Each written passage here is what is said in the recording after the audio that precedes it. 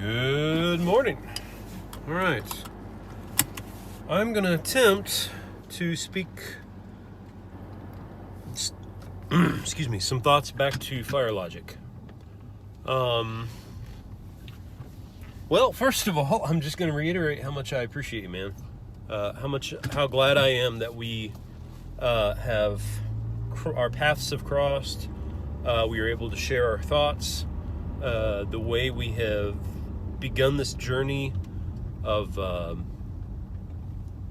we have both independently discovered many interesting principles. I really enjoy how embodied your whole process has been, rather than, much of my process had to start up here and was very grasping the whole time. And it seems to me that you balanced much. Possibly, I'm grasping that you have taken martial arts and have studied that for a while. That seems to be the case. I don't know how long, but it seems to me that you have been able to balance your concepts with the embodied use of those concepts, the doing of those concepts. And I really appreciate that. Pocket. Gosh, Pocket is interesting. I think I just typed out a response to your document, which I still need to read all the way through, so I apologize. I'll probably be able to do that today. I think you sent it to me at the end of a work day, or maybe possibly the day after, and now I'm going to work and I'll be able to have my phone read it to me. But anyway, Pocket. Pocket is interesting because, as I was saying in my response to you this morning, it seems to be both the thing that grasps, because it is a pocket, but it is also, pockets are always open. That's part of their nature, right? They don't, well, unless you have a zipper on it, then that is very much the kind of pocket that the right hand tries to be, right? It tries to finalize things. It tries to end the thinking process. And that is what we call, I think, arrogant certainty, is when you are so certain of something that you close down the possibility of questioning it. You try to end it. You try to kill the life of the thought, right? That's what I was trying to do in my processing, in my formulation of my own betterment project originally. And then I realized that you could not close it down, that it did not come down to a single point which would then rule them all and be kind of a dead zone for everything. Instead, it was this curve, and that there was just a network of things, and that network became still kind of like sediment on the bottom of a glass, but could always be stirred up. I like that analogy. That's nice. And Pocket has, I think, can have that same kind of dynamic, especially when I think about how you use it visually, right? Because you're using your hand to form a pocket. Whatever the finger motion was. I'm sorry. Most of the time, if I'm watching one of your videos, I'm not literally watching it, I'm listening to it. I've tried to watch your videos more often instead of listening to them, because I get the visual data that way. But it's harder for me to find time to do that. Anyway, obviously I just need to do it because I need to figure out how your terms are used physically, embodied.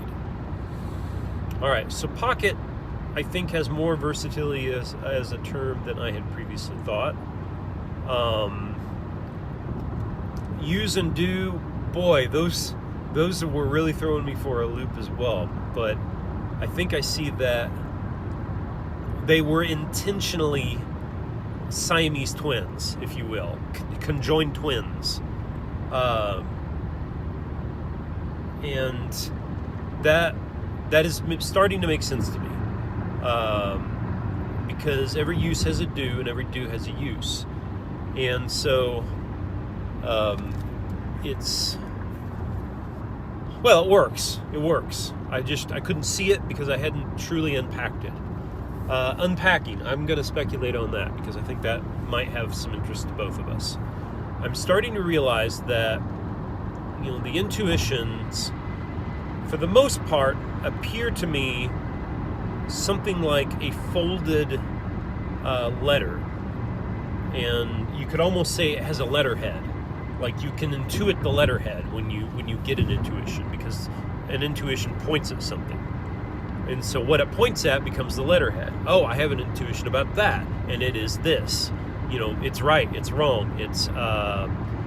So it's an affirmation or denial or some kind of slight nuance on a topic. Oh, I don't think it's complete. That's one I get a lot. I don't think it's properly aligned. That one is less intuitive and more just an observation. If I can't figure out how a term connects with the rest of the language structure, then it's not aligned.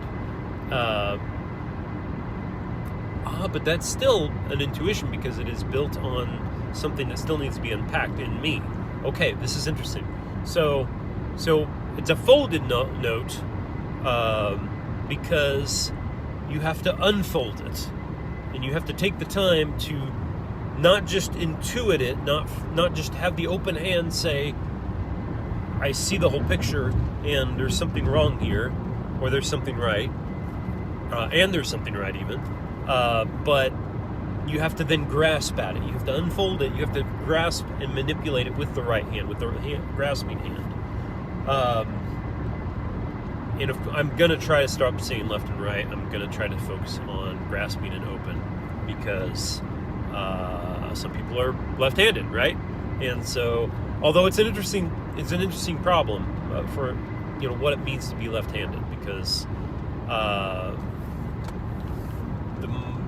the brains don't necessarily, the hemispheres don't necessarily seem to be affected by that, strangely enough. So there's something that crosses. Maybe there is some hemispheric, difference from the norm, as Ian McGilchrist's work might suggest. So, I don't know. I'll have to think more about that, and quite possibly I have nothing to contribute to the neuroscience, obviously. I'm just wildly speculating, of course. Okay, so, but I like this idea of unfolding, that an intuition must be unfolded. And when you unfold it, I think what you are doing is you are overlaying something on your map. The intuition is folded, but when you unfold it, it's almost like unfolding a one of those snowflakes you make as a kid, where you fold the paper up and you cut it up, and then when you unfold it, you see a pattern. But there are holes, right? That's the important part. And those holes allow you to place graspable concepts within those holes, right? So the holes represent the, here we go, the network, right? The open hand sees the network. The grasping hand sees the objects in the network, the nodes. So network, nodes.